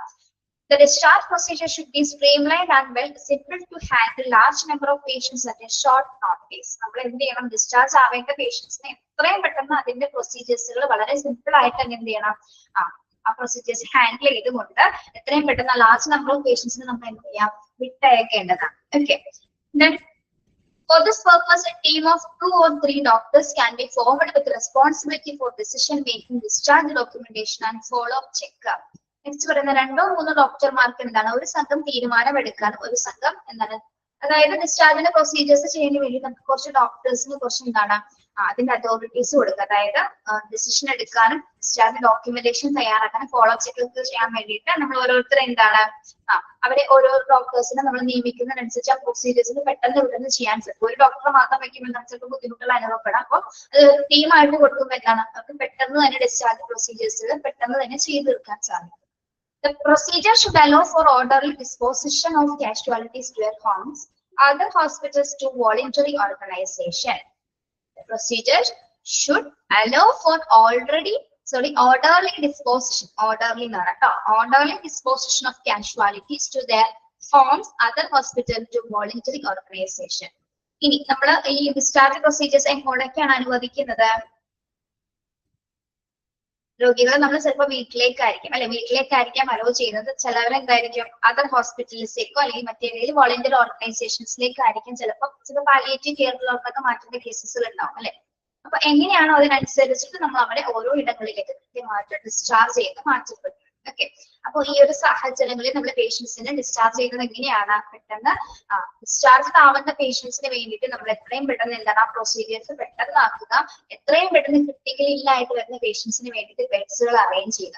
ഡിസ്ചാർജ് പ്രൊസീജിയേഴ്സ് എപ്പോഴും എത്രയും വേഗമാക്കാനായിട്ട് ലളിതമാക്കാനായിട്ട് നമ്മൾ ശ്രമിക്കുക. ആ ഡിസ്ചാർജ് പ്രോസസ്സിന് വേണ്ടിയിട്ട് ഒരു ടീംസിനെ നമ്മൾ അതായത് പ്രത്യേകിച്ച് ഒരു ഡോക്യുമെന്റ്സ് ചെയ്യാനും ഡിസിഷൻ എടുക്കാനും ഫോളോ അപ്പ് ചെക്കപ്പ് ഒക്കെ കൊടുക്കുന്നതിന് വേണ്ടിയിട്ട് ഒരു ഡോക്ടേഴ്സിനെ നമ്മൾ അതിനെ നിയമിക്കുക. ഓക്കെ, എത്രയും പെട്ടെന്ന് അവർ എങ്ങോട്ടേക്കാണോ മാറ്റേണ്ടത് അതിനനുസരിച്ചിട്ട് അവരെ നമ്മൾ എവിടേക്കാണോ അനുസരിച്ചിട്ട് ഡിസ്ചാർജ് ചെയ്ത് വിടുക. ഓക്കെ, ഇനി ചില പേഷ്യൻസിനെ സംബന്ധിച്ചിട്ട് നമ്മൾ ട്രാൻസ്പോർട്ടേഷൻ ഫെസിലിറ്റീസ് അറേഞ്ച് ചെയ്യേണ്ടത് അല്ലെ. എല്ലാ കേസസിനുള്ള ചില കേസസിന് എന്ത് വേണം? ഗതാഗത സൗകര്യങ്ങൾ നമ്മൾ ക്രമീകരിക്കേണ്ടി വരും അല്ലെ. For transportation of casualties to their homes or other hospitals, provision will have to be made for a large number of ambulances pooled from all available resources. Private cars and other vehicles all types belonging to the volunteer agencies may also be required supplementing the ambulance. അപ്പൊ നമുക്ക് ചില രോഗികളെ സംബന്ധിച്ച് അവർക്ക് transportation facilities ആവശ്യമാണ് അല്ലെ. അപ്പൊ അതിന് വേണ്ടിയിട്ട് സജ്ജമായിട്ട് അത്യാവശ്യം ആംബുലൻസ് സർവീസസുകൾ ഉണ്ടായിരിക്കേണ്ടത് അത്യാവശ്യം. അതായത് ആംബുലൻസ് സർവീസസുകളും അല്ലെങ്കിൽ എന്താണ് മറ്റ് പ്രൈവറ്റ് കാർസുകളും ഹോസ്പിറ്റലിന് വേണ്ടി വർക്ക് ചെയ്യുന്ന മറ്റ് അതർ വെഹിക്കിൾസ് ഉണ്ടായിരിക്കും. ഏത് ടൈപ്പ് ആണോ ചില ഏജൻസി ബേസ്ഡ് ആയിട്ട് എന്തായിരിക്കും ചില രീതിയിലുള്ള ആംബുലൻസ് സർവീസസുകൾ ഉണ്ട് അല്ലെ. പ്രത്യേകിച്ച് അടിയന്തര സാഹചര്യങ്ങളിൽ മാത്രം കൈകാര്യം ചെയ്യുന്ന വെഹിക്കിൾസ് ഉണ്ടായിരിക്കും. അപ്പൊ ഓരോ രോഗികളുടെ ആവശ്യകത ഉണ്ടാകുന്നതിനനുസരിച്ച് നമുക്ക് എത്രയും പെട്ടെന്ന് അവരേക്ക് ഇത്രയും നമ്പർ ഓഫ് പേഷ്യൻസിനെ മാറ്റുന്നതിന് വേണ്ടിയിട്ട് ഓൾറെഡി ട്രാൻസ്പോർട്ടേഷൻ ക്രമീകരണങ്ങൾ കൂടി ഹോസ്പിറ്റലിൽ നമ്മൾ ഈ ഒരു സമയത്ത് അറേഞ്ച് ചെയ്യേണ്ടതാണ്. ഓക്കെ, ഓൾറെഡി ഇതെല്ലാം നമ്മൾ പ്രീ പ്ലാൻ ചെയ്യുന്ന സമയത്ത് അല്ലെങ്കിൽ ആ പ്രിപ്പയർനെസിന്റെ സമയത്ത് നമ്മൾ ഇതെല്ലാം സെറ്റ് ചെയ്തിട്ടുണ്ടാവും കേട്ടോ. ഈ പ്രത്യേകിച്ച് ട്രാൻസ്പോർട്ടേഷൻ ഫെസിലിറ്റീസ് നമുക്ക് ആവശ്യമായിട്ട് വന്നേക്കാം എന്നത് ഉൾപ്പെടുത്തി നമ്മൾ ഓൾറെഡി ഇതെല്ലാം അറേഞ്ച് ചെയ്തിട്ടുണ്ടായിരിക്കും കേട്ടോ. ഓക്കെ, അങ്ങനെയാണ് നമ്മൾ പേഷ്യൻസിനെ പെട്ടെന്ന് ഡിസ്ചാർജ് ചെയ്ത് വിട്ടയക്കുന്നത്. ഓക്കെ, മനസ്സിലായോ patient turn over? Okay, continue ചെയ്തെടുക്കുകയാണ് കേട്ടോ. നിങ്ങൾ വായിച്ചു നോക്കിയാൽ മതി. നെക്സ്റ്റ് ടോപ്പിക് കമ്മ്യൂണിക്കേഷൻ സിസ്റ്റംസ് ആണ്. Continuous internal communication between all departments as well as means of prompt communications with outside agencies and so smooth management of the disaster plan. There should be also be organized messenger system to substitute in the event of their complete failure over and above these when all lines get busy for long periods. The messenger personnel must be full conversant of all the areas and all functionaries in the hospital. For this, it is may be necessary to create a pool of messengers. Okay, നമുക്ക് ഈ ഒരു സന്ദർഭത്തിൽ നമുക്കൊരു communication centres അത്യാവശ്യമാണ്. ഒരു internal communications, അതായത് പല പല ഡിപ്പാർട്ട്മെന്റ്സ് തമ്മിൽ നമുക്ക് പെട്ടെന്ന് റെസ്പോണ്ട് ചെയ്യാൻ പറ്റുന്ന ഒരു കമ്മ്യൂണിക്കേഷൻ സിസ്റ്റം ആവശ്യമാണ് അല്ലെ. യെസ്, അതായത് ഡിസാസ്റ്റർ പ്ലാൻ നമുക്ക് സ്മൂത്ത് ആയിട്ട് മാനേജ് ചെയ്യണമെങ്കിൽ നമുക്ക് എന്ത് വേണം? ആശുപത്രിയുടെ എല്ലാ ഭാഗങ്ങളിലും തുടർച്ചയായിട്ടുള്ള കമ്മ്യൂണിക്കേഷൻ നിലനിർത്തുന്നതിന് വേണ്ടി ഒരു സിസ്റ്റം നമുക്ക് ആവശ്യമാണ് അല്ലെ. നിരന്തരമായിട്ടൊരു ആശയവിനിമയം നമുക്ക് ആവശ്യമാണ്. ഇനി അതായത് ഹോസ്പിറ്റലിൽ മാത്രമല്ല അതിനകത്ത് പുറത്തുള്ള ഏജൻസീസുമായിട്ട് നമുക്ക് കണക്ട് ചെയ്യണമെങ്കിൽ എന്താണ് അത് നിരന്തരമായിട്ടൊരു കമ്മ്യൂണിക്കേഷൻ സിസ്റ്റംസ് നമുക്ക് അലോ ചെയ്യേണ്ടതാണ്. ഇനി ചില സന്ദർഭങ്ങളിൽ നമുക്ക് ഈ ഓൺലൈൻ സൈറ്റും അല്ലെങ്കിൽ നമ്മുടെ സിസ്റ്റം ക്രിയേറ്റഡ് ആയിട്ടുള്ള സംവിധാനങ്ങൾ എപ്പോഴും പ്രവർത്തിക്കണമെന്നുണ്ടോ? എല്ലാവരും എപ്പോഴും ഒരേപോലെ പ്രവർത്തിക്കണമെന്നുണ്ടോ?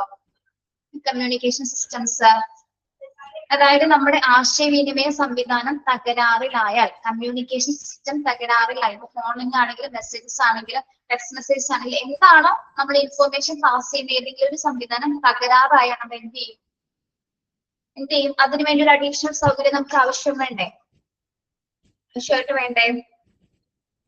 യെസ്, അപ്പൊ അതിനുവേണ്ടി നമ്മൾ എന്താണ് ഒരു മെസ്സഞ്ചർ സിസ്റ്റം ഒരുക്കണം അല്ലെ. കമ്മ്യൂണിക്കേഷൻ സിസ്റ്റം തകരാറിലായി കഴിഞ്ഞാൽ നമ്മൾ അതിനുവേണ്ടി ഒരു മെസ്സഞ്ചർ ടീമിനെ നമ്മൾ തയ്യാറാക്കേണ്ടതുണ്ട്. അതായത് ആശുപത്രിയിൽ സന്ദേശവാഹകർ മെസ്സഞ്ചേഴ്സ് എന്ന് പറയും. അതായത് ഇൻഫോർമേഷൻസ് നമ്മൾ പാസ് ചെയ്യുന്നതിന് വേണ്ടിയിട്ട് ഒരു ടീം മെമ്പേഴ്സിനെ നമ്മൾ റെഡിയാക്കും. ഓക്കെ,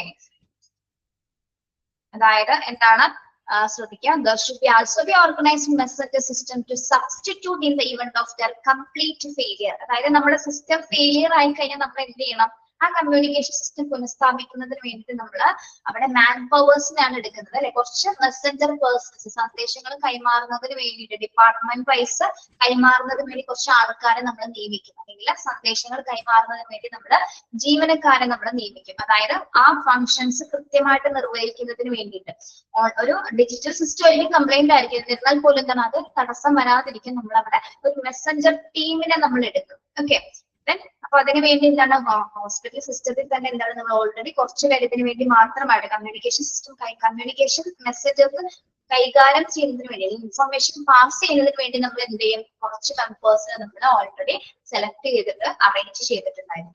ഓക്കെ, അതെല്ലാം പ്ലാനിങ്ങിന്റെ ഭാഗമാണ് അല്ലെ. നമുക്കറിയാം ഒരു കറണ്ട് പോയാൽ പോലെ തന്നെ നമുക്ക് മറ്റൊരു ഇൻഫർമേഷൻ അടുത്ത ഡിപ്പാർട്ട്മെന്റിലേക്ക് അറിയിക്കാൻ പറ്റും. ജനറേറ്ററിന് കംപ്ലൈന്റ്സ് വന്നാലോ മറ്റെന്തെങ്കിലും തകരാറ് സംഭവിച്ചാൽ നമുക്ക് ഇൻഫർമേഷൻ പാസ് ചെയ്യാൻ പറ്റില്ല അല്ലെ. അത്തരം സന്ദർഭങ്ങളിലാണ് നമ്മൾ എന്ത് ഉപയോഗിക്കുന്നത്, മെസ്സഞ്ചർ സിസ്റ്റം, മെസ്സേജുകൾ പാസ് ചെയ്യുന്നതിന് വേണ്ടി ജീവനക്കാരെ നമ്മൾ ഏൽപ്പിക്കും. ഓക്കെ, ക്ലിയർ ആണോ പിള്ളേരെ? ഓക്കെ,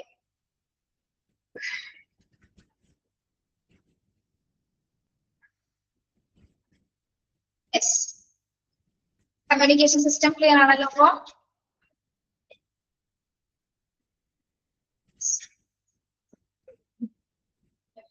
നെക്സ്റ്റ് മെഡിക്കൽ സപ്ലൈസസ് ആണ്. മെഡിക്കൽ സപ്ലൈസസ് ആണ് ഈ സമയത്ത് നമ്മൾ അറേഞ്ച് ചെയ്യുന്ന മെഡിക്കൽ സപ്ലൈസസ് ഏതൊക്കെയാണ്? Medical supply management is a critical part of the overall disaster preparedness and effective relief effort. If a disaster is localized and of site of moderate impact, medical supplies is referred for the emergency will tend to be managed at the local level. If the magnitude is great, large quantities of medical supplies may be needed urgently with assistance from other areas. Okay. നമുക്കറിയാം നമ്മൾ ഇതുമെല്ലാം പ്ലാനിങ്ങിന്റെ ഭാഗമായിട്ട് നമ്മൾ ആദ്യം pre disaster ഫേസിൽ തന്നെ നമ്മൾ തീരുമാനിക്കുന്ന പ്രിപ്പയർനെസിന്റെ ഭാഗമായിട്ട് നമ്മൾ എന്ത് അറേഞ്ച് ചെയ്തിട്ടുണ്ട്, എല്ലാ ആവശ്യമായിട്ടുള്ള മെഡിക്കൽ സപ്ലൈസ് നമുക്ക് ആവശ്യമാണ് അല്ലെ. അതായത് ഒരു എഫക്റ്റീവ് റിലീഫ് എഫേർട്സിന് വേണ്ടിയിട്ടുള്ള പ്രിപ്പയർനെസ് നമ്മൾ ഓൾറെഡി അതായത് വേണ്ട മെഡിക്കൽ സപ്ലൈസ് എന്തൊക്കെയാണോ അത് കൃത്യമായിട്ട് നമ്മൾ എന്ത് ചെയ്യും അറേഞ്ച് ചെയ്തിട്ടാണ് അത് എമർജൻസി സിറ്റുവേഷൻ നമ്മൾ ഹാൻഡിൽ ചെയ്യുന്നത്. ഓക്കെ, നമുക്കറിയാം ഒന്നോ രണ്ടോ പേഷ്യൻസിന് വേണ്ടി മാത്രമല്ല ഒത്തിരി പേഷ്യൻസിന് വേണ്ടിയിട്ടുള്ള എല്ലാത്തരം മെഡിക്കൽ സപ്ലൈസ് നമ്മൾ ഓൾറെഡി എന്ത് ചെയ്യുന്നു അറേഞ്ച് ചെയ്യുന്നു. ഇനി ആവശ്യാംശം നമുക്ക് തീർന്നു പോയി കഴിഞ്ഞാൽ പോലും എന്താണ് നെക്സ്റ്റ് അനദർ ഫെസിലിറ്റിയിൽ നമ്മൾ എന്ത് ചെയ്തിട്ടുണ്ടാവും, അത് അറേഞ്ച് ചെയ്തിട്ടുണ്ട്. അത് അനദർ ഏജൻസിയുമായിട്ട് നമ്മൾ ഇതിനകത്ത് കണക്ട് ചെയ്തിട്ടുണ്ടായിരിക്കും. Okay, yes. അപ്പോൾ ഏതൊക്കെ ഏരിയാസിലേക്കാണ് മെഡിക്കൽ സപ്ലൈസ് ആവശ്യമായിട്ട് വേണ്ടത് കൃത്യമായിട്ടുള്ള രീതിയിൽ നമ്മൾ എന്ത് ചെയ്യുന്നു ഓരോ ഏരിയാസും നമ്മളത് എത്രത്തോളം ക്വാണ്ടിറ്റി ആണ് വേണ്ടതനുസരിച്ച് നമ്മളത് അറേഞ്ച് ചെയ്ത് കൊടുക്കും. Okay, the lack of forethought, the planning and lack of experience in a disaster management usually manifests in the sense of helpless among health authorities of overestimation of logistics without ascertaining local resources, confusion and panic reactions. ഇവിടെ പിള്ളേരെ പറയുന്ന കാര്യം എന്ന് വെച്ചാൽ നമ്മുടെ disaster മാനേജ്മെന്റിൽ നമ്മൾ ആദ്യം പ്ലാനിങ്ങിൽ ഉൾപ്പെടുന്ന ഒരു കാര്യമാണ് മെഡിക്കൽ സപ്ലൈസ് അറേഞ്ച് ചെയ്യാൻ പോകുന്നത്. ഇത് നമ്മൾ ആദ്യ സമയത്ത് അറേഞ്ച് ചെയ്തില്ലെങ്കിൽ നമ്മൾ എന്ത് ചെയ്യും, നമ്മൾ ശരിക്കും ഹെൽപ്ലെസ് സിറ്റുവേഷനെ നേരിടേണ്ടി വരും അല്ലെ. അപ്പൊ പ്രത്യേകിച്ച് നമ്മൾ അതിന് വേണ്ടിയുള്ള ഹോസ്പിറ്റൽ കമ്മ്യൂണിറ്റീസ് ഓരോ ആളുകളെ രൂപീകരിച്ച് ലോജിസ്റ്റിക് ആണെങ്കിലും മറ്റ് അതോറിറ്റീസിനെ നമ്മൾ രൂപീകരിച്ചിരിക്കുന്നത് ഇതെല്ലാം വ്യക്തമായിട്ട് പ്ലാൻ ചെയ്യുന്നതിന് വേണ്ടിയിട്ടാണ് അല്ലെ. അപ്പൊ ഇതൊന്നും നമ്മൾ ആ സമയത്ത് പ്ലാൻ ചെയ്തിട്ടില്ലെങ്കിൽ എന്താണ് നമുക്ക് ആ ഒരു സംഭവം നടക്കുന്ന സമയത്ത് നമ്മൾ ഓൾറെഡി പാനിക് ആവും. ഇപ്പൊ റിസോഴ്സസ് ഒന്നും ഇല്ലാതെ നമ്മൾ എവിടെ പോയി തപ്പും അല്ലെ, ഒന്നും ചെയ്യാനുള്ള സാധ്യത ഉണ്ടാവും അല്ലെ. അപ്പൊ അത്തരത്തിൽ അങ്ങനെ കൺഫ്യൂഷൻസോ ആ ഒരു പാനിക് റിയാക്ഷൻസോ ഒക്കെ ഒഴിവാക്കുന്നതിന് വേണ്ടിയിട്ടാണ് നമ്മൾ എന്ത് ചെയ്യുന്നത്, ഓൾറെഡി ഇത്തരത്തിലുള്ള മെഡിക്കൽ സപ്ലൈസുകൾ ഓൾറെഡി നമ്മൾ നേരത്തെ തന്നെ അറേഞ്ച് ചെയ്യുന്നത്. ഓക്കെ, പറഞ്ഞത് മനസ്സിലായോ?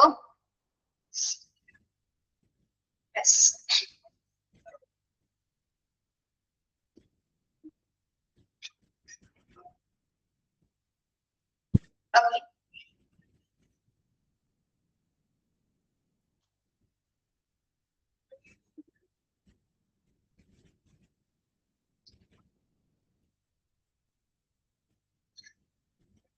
മെഡിക്കൽ സപ്ലൈസ് അറേഞ്ച് ചെയ്യുന്നതിന്റെ ഭാഗമായിട്ട് നമ്മൾ സ്റ്റോഴ്സുകൾ നമ്മൾ ക്ലാസിഫൈ ചെയ്യുന്നത്. സ്റ്റോഴ്സുകൾ നമ്മൾ ക്ലാസിഫൈ ചെയ്യേണ്ടതുണ്ട്. എങ്ങനെയൊക്കെയാണ് നമ്മൾ സ്റ്റോഴ്സ് ക്ലാസിഫൈ ചെയ്യുന്നത്? PDF പോയോ പിള്ളേരെ? PDF പോയോ? പോയോ? ഇല്ലേ? ഓക്കെ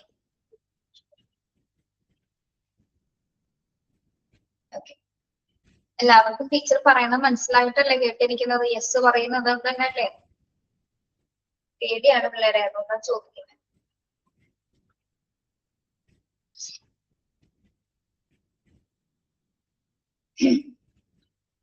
അതെ. യെസ്. നെക്സ്റ്റ് നോക്കുന്നത് ക്ലാസിഫിക്കേഷൻ ഓഫ് സ്റ്റോർസ് ആണ് കേട്ടോ. Classification of stores and materials in different categories helping control over their supply, demand, accessibility, procurement, and turnover for this purpose. The stores can be broadly classified into the following groups. നമുക്ക് emergency situations handle ചെയ്യുന്നതിന് വേണ്ടിയിട്ട് നമുക്ക് എന്താണ് പല രീതിയിലുള്ള സ്റ്റോഴ്സുകൾ ആവശ്യമാണ് അല്ലെ. Medicine store വേണം, മറ്റ് സർജിക്കൽ സ്റ്റോർസ് വേണം, മെഡിക്കൽ ഗ്യാസ് സ്റ്റോർ വേണം, എക്സ്റേ മുതലായിട്ടുള്ള പല രീതിയിലുള്ള സ്റ്റോഴ്സുകൾ നമ്മളിവിടെ അറേഞ്ച് ചെയ്യേണ്ടതുണ്ട് അല്ലെ. അതായത് ഓരോ മെറ്റീരിയൽസിന്റെയും ആവശ്യകത അനുസരിച്ചും അതിന്റെ ആക്സസിബിലിറ്റി അനുസരിച്ചിട്ട് അതിന്റെ ടേൺ ഓവർ അനുസരിച്ച് നമ്മൾ അത് എന്ത് ചെയ്യേണ്ടതുണ്ട്, ഓരോന്നും ഇങ്ങനെ കാറ്റഗറൈസ് ചെയ്ത് ഓരോ സ്റ്റോറുകളും അറേഞ്ച് ചെയ്യുന്നുണ്ട്. അതായത് ഈ ഒരു എമർജൻസി സിറ്റുവേഷനെ ഹാൻഡിൽ ചെയ്യാൻ വേണ്ടി നമുക്ക് ആവശ്യമായിട്ടുള്ള വിഭവങ്ങളാണ് അതിനകത്ത് വരുന്നത് അല്ലെ. അപ്പൊ ഏതൊക്കെ രീതിയിലുള്ള സ്റ്റോറുകളായിരിക്കും നമുക്ക് വേണ്ടത്? ഒന്ന് medicine, drugs and pharmaceutical stores വേണം അല്ലെ. നിർബന്ധമായിട്ട് വേണ്ട ഒന്നാണ് എന്ത്? മെഡിസിൻസ്, ഡ്രഗ്സ് ആൻഡ് ഫാർമസ്യൂട്ടിക്കൽ സ്റ്റോറുകൾ. പിന്നെ surgical dressing materials, gauze cottons, pop rolls, അതായത് പ്ലാസ്റ്റർ പാരസിന്റെ റോൾസുകളാണ് കേട്ടോ. അതുപോലെ ബേൺസ് ഡ്രസ്സിംഗിന് വേണ്ട മെറ്റീരിയൽസ്. സർജിക്കൽ ഡ്രസ്സിംഗ് മെറ്റീരിയൽസുമായി ബന്ധപ്പെട്ട സ്റ്റോർ ഉണ്ടായിരിക്കണം. Structures and splines. സ്പ്ലിന്റ് എന്ന് പറയുന്നത് നമ്മുടെ കൈക്ക് ഫ്രാക്ചർ ഒക്കെ സംഭവിക്കുന്ന സമയത്ത് നമ്മൾ ഇടുന്ന ബേസിനെയാണ്, ബേസ് മോഡലിനെയാണ് സ്പ്ലിൻസ് എന്ന് പറയുന്നത്. കഴിഞ്ഞ ക്ലാസ്സിൽ പറഞ്ഞിരുന്നത്. ബ്ലാങ്കറ്റ്സുകൾ, bed, linens, medical cassettes, IV ഫ്ലൂയിഡ്സിന് വേണ്ടിയിട്ടുള്ള എക്സ്റേ പ്ലേസുകള്, മിസലീനിയസ് പല വക സാധനങ്ങൾ, വ്യത്യസ്തമായിട്ടുള്ള പല വക സാധനങ്ങൾ. പല വക എന്ന് പറയില്ല നമ്മള്, അങ്ങനെയല്ലേ പറയുന്നത്? മിസലീനിയസ് യെസ്, വ്യത്യസ്തമായിട്ടുള്ള സാധനങ്ങൾ ഉൾപ്പെടുന്നത്. അപ്പൊ ഇത്തരം സ്റ്റോർസുകൾ നമ്മൾ എന്ത് ചെയ്യണം? അറേഞ്ച് ചെയ്യേണ്ടതുണ്ട്. അതാണ് ക്ലാസിഫിക്കേഷൻ സ്റ്റോർസിൽ വരുന്നത്. മെഡിസിൻസ് മുതൽ മറ്റ് പലവിധ സാധനങ്ങൾ ഉൾപ്പെടുന്നുള്ള എല്ലാ സ്റ്റോർസുകളും ഈ ഒരു സമയത്ത് നമ്മൾ കാറ്റഗറൈസ് ചെയ്യേണ്ടതുണ്ട്. ഓക്കെ, ക്ലിയർ അല്ലേ? അത് എളുപ്പമല്ലേ? സ്റ്റോറുകളുടെ പേര് മാത്രം നോക്കിയാൽ മതി.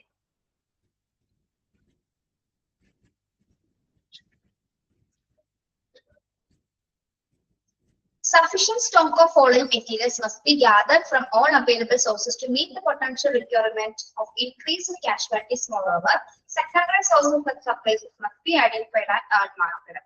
Okay, നമ്മൾ ഓൾറെഡി ഒരു സ്റ്റോർസിൽ ആദ്യത്തെ ക്ലാസിഫിക്കേഷനിൽ കുറച്ച് മെറ്റീരിയൽസ് ഓൾറെഡി നമ്മൾ സ്റ്റോക്ക് ചെയ്തിട്ടുണ്ട്.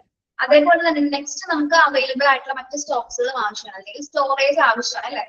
ഇതെപ്പോ വേണമെങ്കിലും തീർന്നു പോയി നിൽക്കും. അപ്പൊ ഞാൻ മതിയായ രീതിയിൽ നമുക്ക് എന്തുണ്ടായിരിക്കണം? ഈ പറഞ്ഞ എല്ലാ റിസോഴ്സുകളും ആവശ്യത്തിന് കൂടുതൽ ലഭ്യമാണ്. ഇതല്ലാതെ തന്നെ എന്താണ് അതർ മെറ്റീരിയൽസ് വേറെ ഏതൊക്കെയാണ് വേണ്ടത്? അതറായിട്ടുള്ള മറ്റ് സഫിഷ്യന്റ് സ്റ്റോക്കിൽ വേണ്ട മെറ്റീരിയൽസ് എന്തൊക്കെയാണ്? ഒന്ന് treatment of birds, treatment of birds, അതായത് ഇതിൽ പൊള്ളലുകൾ എത്തി കഴിഞ്ഞിട്ടുണ്ടെങ്കിൽ അതുമായി ബന്ധപ്പെട്ട് ട്രീറ്റ് ചെയ്യുന്നതിന് വേണ്ടിയിട്ടുള്ള മെറ്റീരിയൽസ് ഉണ്ടായിരിക്കണം, അതുമായി ബന്ധപ്പെട്ട മരുന്നുകൾ ഉണ്ടായിരിക്കണം. ഇൻട്രാവെനസ് ഫ്ലൂയിഡ്സ്, വോളിയം എക്സ്പാൻഡേഴ്സ്, അതായത് നമ്മുടെ ഫ്ലൂയിഡിന്റെ എക്സ്പാൻഷൻ കൂട്ടുന്നതിന് വേണ്ടി, വോളിയം കൂട്ടുന്നതിന് വേണ്ടി നമ്മൾ എക്സ്പാൻഡേഴ്സ് ഉപയോഗിക്കാറുണ്ട്. ഓക്കെ, അതായത് ആൽബുമിൻ, പ്ലാസ്മ എന്നൊക്കെ പറയുന്നത്. അതായത് IV ഫ്ലൂയിഡിന്റെ എക്സ്പാൻഷൻ കൂട്ടുന്നതിന് വേണ്ടി വോളിയം എക്സ്പാൻഡേഴ്സ് ഉണ്ട് അല്ലെ. വോളിയം എക്സ്പാൻഡ് ചെയ്യുന്നതിന് വേണ്ടിയിട്ടുള്ള മെറ്റീരിയൽസ് അത് ആവശ്യമാണ്. പിന്നെ അനർജസിക് ആൻഡ് ഹൈപ്പോണോട്ടിക്സ്. അനർജസിക്സ് എന്ന് പറയുന്നത് എന്ത് മരുന്നുകളാണ്? അനർജസിക്സ് പെയിൻ കില്ലേഴ്സ് ആണ് അല്ലെ. അനർജസിക് ആൻഡ് ഹൈപ്പോണോട്ടിക്സ് എന്തിനു ഉപയോഗിക്കുന്ന മരുന്നുകളാണ്? ഹൈപ്പോണോട്ടിക്സ് സ്ലീപ്പ് ഡിസോർഡേഴ്സിന് ഉപയോഗിക്കുന്നതാണ് കേട്ടോ. സ്ലീപ്പ് ഡിസോർഡേഴ്സിന് ഉപയോഗിക്കുന്ന മരുന്നുകളാണ് ഹൈപ്പോണോട്ടിക്സ് എന്ന് പറയുന്നത്. ഓക്കെ,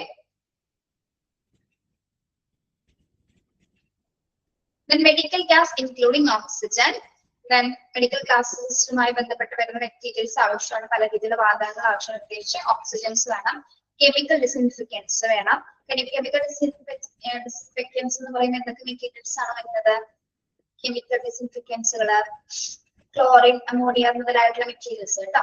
പിന്നെ ഡ്രസ്സിംഗ് മെറ്റീരിയൽസ് ആവശ്യമാണ്. പ്ലാസ്റ്റർ പാരസിസുകള്, ഡ്രസ് മെറ്റീരിയൽസ് എന്ന് വെച്ചാൽ പേഷ്യൻസിന്റെ എന്തെങ്കിലും ഇഞ്ചുറീസ് ഒക്കെ സംഭവിച്ചാൽ അതിന് കവർ ചെയ്യുന്നതിന് വേണ്ടിയുള്ള മെറ്റീരിയൽസ് ആവശ്യമാണ്. പ്ലാസ്റ്റർ മെറ്റീരിയൽസ്, പ്ലാസ്റ്റർ പാരസിസുകൾ, ഗംസ് മുതലായിട്ടുള്ള സാധനങ്ങൾ, അതുപോലെ സ്പ്ലിന്റുകൾ.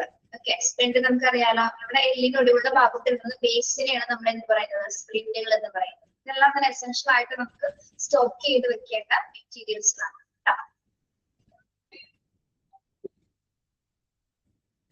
മനസ്സിലായോ? ഇതെല്ലാം സഫീഷ്യന്റ് ആയിട്ടുള്ള സ്റ്റോക്സുകൾ ഈ ഒരു അടിയന്തര സാഹചര്യത്തിൽ ഹോസ്പിറ്റൽസിൽ അവൈലബിൾ ആയിരിക്കും. ഓൾറെഡി കുറച്ച് സ്റ്റോർസ് ഉണ്ടായിരിക്കും, അല്ലാതെ തന്നെ അഡീഷണൽ ആയിട്ട് വേണ്ട സപ്ലൈസും ആണ് ഇത് പറഞ്ഞ മെറ്റീരിയലുകൾ എന്ന് പറയാം കേട്ടോ. ഓക്കെ, ഇത്ര മതിയില്ലേ? കുറച്ചും കൂടി ഉള്ളൂ കേട്ടോ, അടുത്ത ക്ലാസ്സിൽ തീർക്കാം.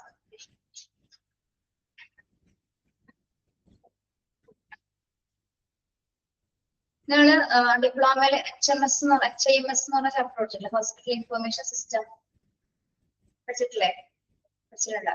ഹോസ്പിറ്റൽ മാനേജ്മെന്റ് സിസ്റ്റം പഠിച്ചിട്ടുണ്ടോ? ഹോസ്പിറ്റൽ മാനേജ്മെന്റ് സിസ്റ്റം ഇതും പഠിച്ചിട്ടുണ്ടോ? അതും പഠിച്ചിട്ടുണ്ട്. അതിന്റെ എക്സ്റ്റൻഡഡ് വേർഷൻ പഠിച്ചിട്ടില്ല. അല്ല, എക്സ്റ്റൻഡഡ് വേർഷൻ ഭയങ്കര ബുദ്ധിമുട്ടാണ്, മനസ്സിലാക്കാൻ എത്രത്തോളം പാടുണ്ടാവും എനിക്കറിയില്ല. സാധാരണ ഞാൻ പറയുന്ന പോലെ അല്ല കേട്ടോ, പറയാറുണ്ട് ചില ചാപ്റ്റർ തുടങ്ങുമ്പോൾ അത് ബുദ്ധിമുട്ടാണ്, പക്ഷെ നമുക്ക് എങ്ങനെയും എടുക്കാം. പക്ഷെ ആ ഒരു ചാപ്റ്റർ ഭയങ്കര പ്രശ്നമാണ്. നല്ലോണം ഞാൻ പരിശ്രമിച്ചാൽ മാത്രമേ നിങ്ങൾക്ക് മര്യാദ എടുത്തു തരാൻ പറ്റൂ. അത്രയും ബുദ്ധിമുട്ടുണ്ട് അതിന്. എത്രത്തോളം നിങ്ങൾ എങ്ങനെ മനസ്സിലാക്കി എടുക്കും എന്നുള്ള ഒരു പേടിയുണ്ട്. അത് നമുക്ക് അത്യാവശ്യം കുറെ ദിവസം എടുത്ത് തീരെയുമുള്ളൂ. ചെറിയ ചാപ്റ്റർ ആണെങ്കിൽ പോലും അതിൽ ഒരുപാട് കാര്യങ്ങൾ പഠിക്കാനുണ്ട്. പ്രശ്നമാണ് നമുക്ക്. പക്ഷെ ബേസിക് ആയിട്ട് വേണ്ട കാര്യമാണ് കേട്ടോ. ചില ചാപ്റ്റർ ആവശ്യമില്ലാത്ത കുറെ ചാപ്റ്റേഴ്സ് ഉണ്ട്, പക്ഷെ ചിലതൊക്കെ ആവശ്യമുള്ളതിൽ ആ ഒരു ആവശ്യമുള്ള കൂട്ടത്തിലുള്ള ഒരു ചാപ്റ്റർ ആണ്. അത് പഠിക്കാണ്ടിരിക്കാനും നിവൃത്തിയില്ല കേട്ടോ. നമുക്ക് അടുത്ത ക്ലാസ്സിൽ അതെ ഡിസാസ്റ്റർ തീർന്നിട്ട് നമ്മൾ ചാപ്റ്റർ സ്റ്റാർട്ട് ചെയ്യും. ഓക്കെ, ഈ പുതിയ അശ്വതി മിസ്സില്ലേ, ആ മിസ് ഏത് ചാപ്റ്റർ നിങ്ങൾക്ക് എടുത്തുകൊണ്ടിരിക്കുന്നത്? ഇൻഫെക്ഷൻ കൺട്രോൾ എന്നൊരു ചാപ്റ്റർ ഉണ്ടായിരുന്നു, അത് തീർന്നായിരുന്നു. ഇൻഫെക്ഷൻ കൺട്രോൾ അത് വന്ദന എടുത്ത് തീർക്കുന്നുണ്ടായിരുന്നു. അശ്വതി മിസ് എടുത്തുകൊണ്ടിരിക്കുന്ന ചാപ്റ്റർ ഏതാ ചോദിച്ചത്? ടീച്ചർ ഓൾറെഡി കുറച്ച് ദിവസത്തെ ലീവാണ് ആ മിസ്, അപ്പൊ തീർന്നിട്ടില്ല. ഇപ്പൊ ഏതാ എടുത്തുകൊണ്ടിരിക്കുന്നത്? ഇൻഫെക്ഷൻ കൺട്രോൾ എടുത്തുകൊണ്ടിരിക്കുന്നത് അല്ലേ? ഓക്കെ, കഴിഞ്ഞു.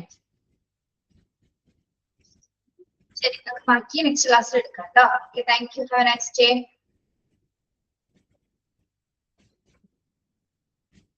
Thank you.